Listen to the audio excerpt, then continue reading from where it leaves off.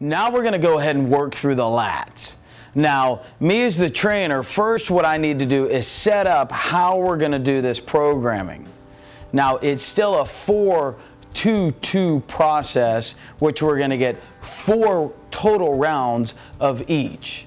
Now, the programming says we're going to use my hand as a wall first, and then we're going to bring in our fake wall so that you can really see the programming the way that we're going to empower our client to be able to do it on their own.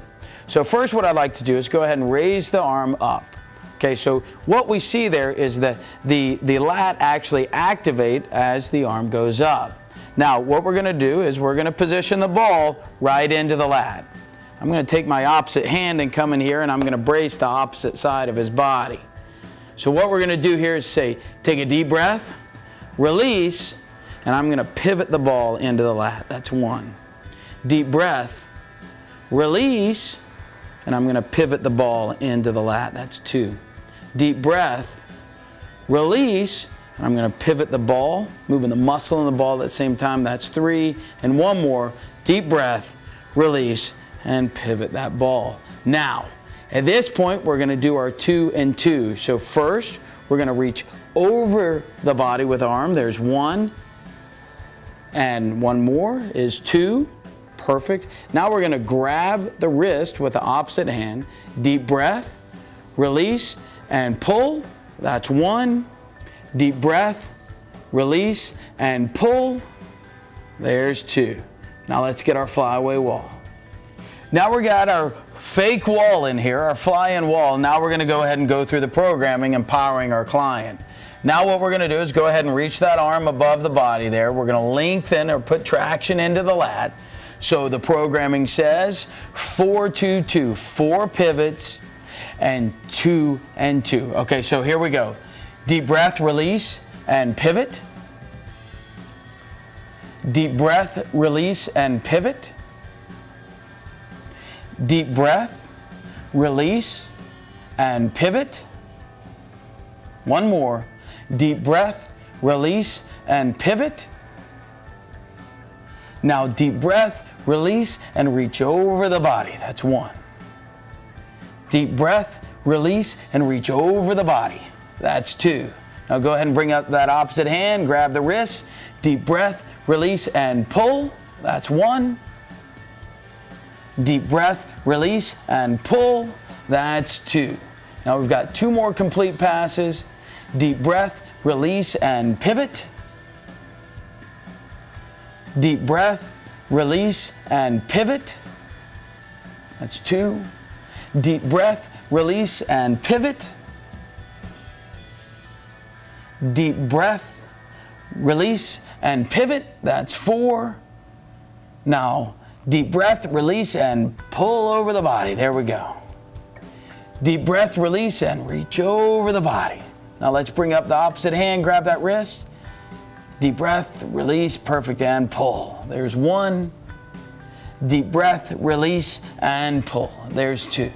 We've got 1 more complete pass. Deep breath, release, and pivot.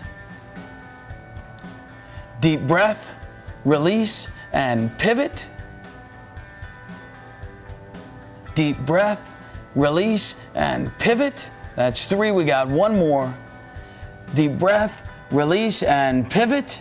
Perfect. Now deep breath, release, and reach over the body. There's 1. Deep breath, release, and reach over the body. That's 2. Perfect. Let's bring up that opposite hand. Deep breath, release, and pull. Deep breath, release, and pull. Now if you want to add additional pressure or compression to the ball, we don't want you to drop your hip into the wall. What we actually want you to do is just cross over your foot. So you take the inside foot and cross it over the outside foot. And that's going to allow you to really add compression to the lat without putting any uncompromised or compromised position in the lower back. Now we're going to go through the reveal for the lats. Now, the one that we've actually used for years is this one. What I'd like you to do is just go ahead and rotate to the left and come back to midline and do it again. Rotate to the left, and you see the restrictions there. Now go ahead and rotate to the right And you see how you have greater range of motion there. Go ahead and rotate to the right again.